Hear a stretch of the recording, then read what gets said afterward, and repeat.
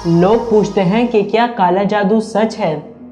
क्या निजात दिलाने वाले खुद महफूज होते हैं? तो आज अंधेरा की इस किस्त में हम लाहौर की उस कदीम मकान की दीवारों में गड़ी हुई उन 4 किलो का राज फाश करने वाले हैं जो आज भी किसी की चीखें सुनाती हैं। तो दिल थाम कर बैठिए, क्योंकि आज की रात गहरी होने वाली है। अंधेरा विद माहिर में आप सब लोगों को खुशामदीद।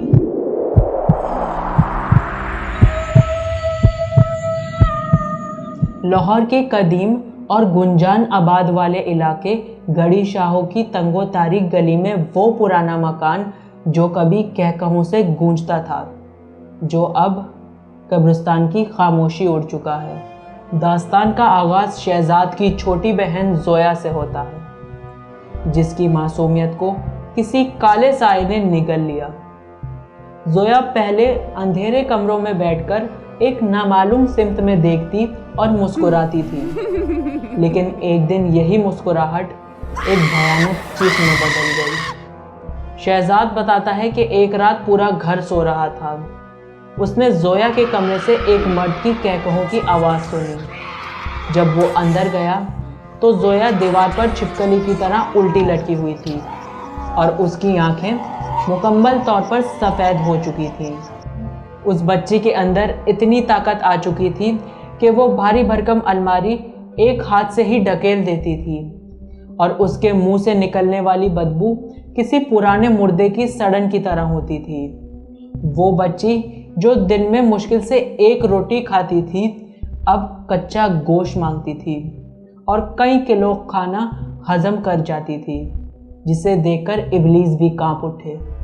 शहजाद के वालिदैन उसे लाहौर के दाता दरबार से लेकर शाह जमाल की हर दरगाह और हर बड़े आलिम के पास ले गए, लेकिन सबने यही कहा कि उस पर होने वाला काला जादू किसी आम शख्स ने नहीं किया, बल्कि किसी इब्लीसी पैरोकार का एक ऐसा वार है जिसका मकसद पूरी नस्ल को ख़त्म करना था।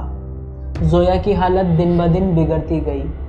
उसका जिस्म सूख के काटा हो गया था, लेकिन उसकी आवाज़ में गरज बढ़ती गई। वो जब भी कुरान की तिलावत सुनती तो अपने नाखूनों से अपना चेहरा नोच लेती और किसी अजीबो गरीब इब्रानी लैंग्वेज में गालियां बकती। आखिरकार फरवरी 2016 की एक ऐसी रात आई जब आसमान पर बादलों का राज था और हवा में एक अजीब सी सनसनाहट थी। जोया ने एक आखिरी हौलनाक चीख मारी और उसके जिस्म से एक काला धुआं निकलता हुआ हम सब ने देखा, और फिर वो मासूम लड़की हमेशा के लिए खामोश हो गई। जोया की मौत के बाद घर का आंगन मातम में बदल गया था, लेकिन मुसीबत अभी ख़त्म नहीं हुई थी, बल्कि उसने अपना रुख ही बदल लिया था। ठीक 3 माह बाद शहजाद को महसूस हुआ कि उसकी वालिदा नसरीन बेगम की हालत जोया की तरह होती जा रही है। वही वहशतनाक खामोशी और वही खाली नज़रें। नसरीन बेगम अक्सर आधी रात में उठकर किचन में जाती और वहाँ पर रखी हुई छुरियों से हवा में ऐसे वार करती जैसे उनके सामने कोई खड़ा हो, जिसे सिर्फ वो देख सकती हो।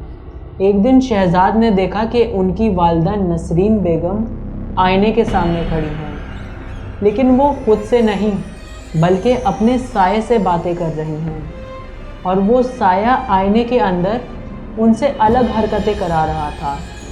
उनकी भूख इस कदर बढ़ गई कि वो रात के अंधेरे में फ्रिज से निकालकर कच्ची मछली और गोश्त खाने लगी। जब शहजाद ने उन्हें रोकने की कोशिश करी तो उन्होंने उसे ऐसी वहशियाना नज़रों से देखा कि शहजाद का खून जम गया।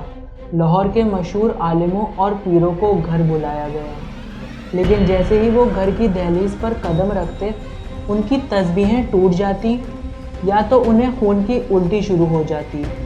इससे पक्का वाज़े हो चुका था कि उनके घर में किसी शैतानी गिरोह ने कब्ज़ा कर लिया है। नसरीन बेगम ने रात में सोना बिल्कुल छोड़ दिया था। वो रात भर बिस्तर पर बैठी झूलती रहती और ज़ेरे लब ऐसी दुआएं पढ़ती जो किसी शैतानी किताब का हिस्सा हों। आहिस्ता आहिस्ता उनके बाल भी सफ़ेद होने लगे और उनकी जिल्द किसी बूढ़ी चुड़ैल जैसी लटकने लगी। शहजाद के वालिद, जो एक दीनदार इंसान थे, اب وہ بھی ہمت ہارتے جا رہے تھے۔ ہر گزرتی رات کو نسرین بیگم کی انسانیت ختم ہوتی جا رہی تھی اور وہ جو چیز ان کے اندر تھی طاقتور ہوتی جا رہی تھی۔ گھر کی دیواروں سے اب خون کے چھینٹے ابھرنے لگے تھے اور رات کے پچھلے پہر چھت پر کسی کے بھاری قدموں کی آوازیں آتی، جیسے کوئی بھاری جانور پہرا دے رہا ہو۔ جب تمام امیدیں ختم ہو گئیں تو شہزاد کے والد نے آخری کوشش کے طور پر اخبار میں ایک اشتہار دیا۔ اس کے جواب میں ایک نوجوان شخص نمودار ہوا جس کا نام جنید تھا۔ گھر میں قدم رکھتے ہی اس نے ایک EMF نام کی ڈیوائس نکالی جو الیکٹرو میگنیٹک ویوز ناپتی تھی۔ اس ڈیوائس کی سوئی چیخ چیخ کر بتا رہی تھی کہ اس گھر میں کسی غیر مرئی طاقت کا شدید دباؤ موجود ہے۔ جنید نے یقین دلایا کہ وہ نہ صرف نسرین بیگم کا علاج کرے گا بلکہ اس جادو کی جڑ تک کو بھی کاٹ دے گا، لیکن اس کے بدلے اس نے کوئی رقم نہیں مانگی، صرف ایک عجیب سی شرط رکھی۔ شرط یہ تھی کہ اسے گھر کے ساتھ بنے ہوئے پرانے گیراج اور اوپر والے کمرے میں رہنے کی اجازت دی جائے تاکہ وہ ان شیطانی طاقتوں پر 24 گھنٹے نگرانی کر سکے۔ اور اس کا کہنا یہ تھا کہ وہ ایک پڑھا لکھا عامل ہے اور اسے ان چیزوں پر تحقیقات کرنے کا جنون سوار ہے۔ حیرت انگیز طور پر صرف 3 دنوں میں نسرین بیگم کی حالت بہتر ہو گئی۔ ان کی وہ وحشت ناک بھوک اب ختم ہو گئی اور اب وہ پہلی دفعہ کئی گھنٹے سکون سے سوئیں۔ اس سے ان کے گھر والوں کو یہ محسوس ہوا کہ جیسے ان کے گھر میں اب خوشیاں واپس آنے والی ہیں۔ جنید کے آنے سے نسرین بیگم کی حالت سنبھل تو گئی تھی، لیکن شہزاد نے محسوس کیا کہ خود جنید کی شخصیت میں ایک عجیب سی تبدیلی آ رہی ہے۔ وہ خود دن بھر کمرے میں بند رہتا اور صرف رات میں باہر نکلتا۔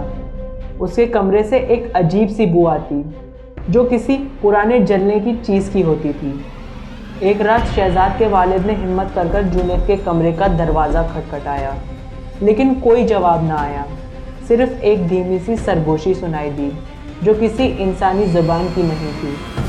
ایک رات جب لاہور کی سرد ہوا گہرے بادلوں کے ساتھ بوجھل ہو رہی تھی، اچانک شہزاد کی آنکھ کھلی رات کے 3 بجے۔ اسے لگا کہ اسے کوئی پکار رہا ہے۔ وہ دبے قدموں بالکنی میں آیا جہاں سے جنید کے کمرے کی کھڑکی نظر آتی تھی۔ وہاں جو شہزاد نے منظر دیکھا اس نے اس کے جسم کا خون خشک کر دیا۔ جنید کمرے کے بیچوں بیچ بیٹھا ہوا تھا اور اس کے ارد گرد سینکڑوں کالے چراغ جل رہے تھے اور وہ روشنی نہیں، کالا دھواں پھیلا رہے تھے۔ جنید کے گرد 4 ایسے سائے رقص کر رہے تھے جن کا کوئی سر نہیں تھا۔ جنید بلند آواز میں کلام پڑھ رہا تھا جس سے کمرے کی دیواریں لرز رہی تھیں، اور پھر شہزاد نے دیکھا کہ وہ 4 سائے جنید کے جسم میں پیوست ہو گئے اور جنید کی آنکھیں کوئلے کی طرح دہکنے لگیں۔ شہزاد نے اپنی آنکھیں فوراً بند کریں اور توبہ استغفار کرنے لگا۔ اسے سمجھ آ گیا تھا کہ جنید کوئی معمولی عامل نہیں بلکہ وہ ان بلاؤں کو اپنے قابو میں کرنے کے لیے اپنی جان داؤ پہ لگا چکا ہے۔ اگلی صبح جنید اپنے کمرے سے باہر نکلا۔ اس کا چہرہ زرد ہو چکا تھا اور اس کی آنکھوں کے گرد گہرے سیاہ حلقے پڑ چکے تھے۔ اس نے شہزاد کے والد کو بلایا اور انتہائی ہلکی آواز میں کہا، میں نے آپ کی بیوی کو تو بچا لیا ہے، لیکن اب وہ طاقتیں وہ مجھ پر حملہ آور ہو گئے ہیں اور اب یہ جنگ میری اور ان کی ہے۔ شہزاد کی والدہ اب ٹھیک ہو چکی تھیں، وہ نماز اور روزے کی پابند ہو گئی تھیں اور گھر میں برکت واپس آ گئی تھی، لیکن جنید اب موت کے سائے میں جی رہا تھا۔ اس نے شہزاد کے والد سے کچھ خاص چیزیں منگوائیں جن میں خالص زعفران، ہرن کی کھال اور مختلف جگہوں کی مٹی شامل تھی۔ اس رات جنید نے اس کے پورے گھر کی 4 دیواری کی طرف حصار کھینچ دیا۔ اگلی صبح جب سورج لاہور کے افق پر تھا تو شہزاد کے گھر میں ایک عجیب سی خاموشی تھی، لیکن جنید کے کمرے سے کوئی حرکت محسوس نہیں ہو رہی تھی۔ شہزاد کے والد نے پریشانی میں گیراج کے اوپر والے کمرے کا دروازہ توڑ کر جب وہ اندر قدم رکھتے ہیں تو وہاں کا منظر دیکھ کر ان کی چیخیں نکل جاتی ہیں۔ جنید سجدے کی حالت میں زمین پر پڑا تھا۔ اس کا جسم ایسے سکڑ چکا تھا जैसे उसके जिस्म में से किसी ने हड्डियां निकाल ली हों। डॉक्टर को बुलाया गया, लेकिन वो भी परेशान हो गए कि जुनैद के जिस्म पर कोई ज़ख्म नहीं था, मगर उसका दिल ऐसे फट चुका था जैसे उसे किसी ने अंदर से मसल दिया हो। अस्पताल के डॉक्टरों ने इसकी मौत को शदीद ज़हनी सदमा और दिल का दौरा करार दिया, लेकिन शहजाद जानता था कि हकीकत क्या है। जुनैद ने अपनी जान देकर इसके ख़ानदान को बचा लिया था, लेकिन इसने अपने पीछे कई सवालात छोड़ दिए। जुनैद की मौत बिल्कुल इसी तरह हुई थी जैसे मशहूर पैरानॉर्मल इन्वेस्टिगेटर गौरव तिवारी की हुई थी, जिसने सारी ज़िंदगी रूहों से लड़ा और फिर एक पुरस्रार मौत का शिकार हो गया।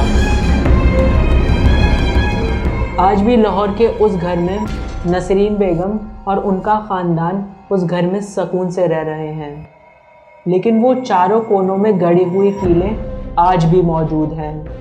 कभी कभी रात के सन्नाटों में उन कीलों में से एक मध्यम चीख की आवाज़ सुनाई देती है, जैसे कोई अब भी उसके अंदर कैद होकर बाहर निकलने के लिए तड़प रहा हो।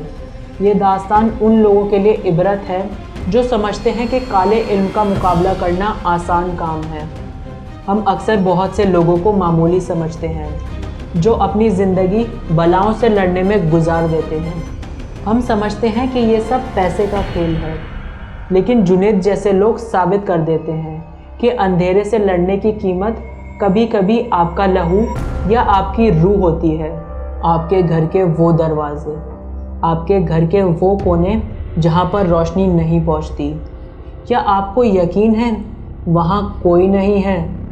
क्या पता आपकी छत पर बजने वाली चाप आपका वहम ना हो। याद रखें, अंधेरा आपको तब तक नुकसान नहीं पहुँचाता जब तक आप उसे अपनी ज़िंदगी में दाखिल होने का रास्ता ना दें। तो अगर आपको मेरी ये स्टोरी पसंद आई है तो इस वीडियो को लाइक कीजिए, सब्सक्राइब कीजिए और नोटिफिकेशन का बटन दबाना मत भूलिएगा, और शेयर भी कीजिए। और ये जो वीडियो है इस साल की नई वीडियो है, तो नया साल आप सबको मुबारक हो।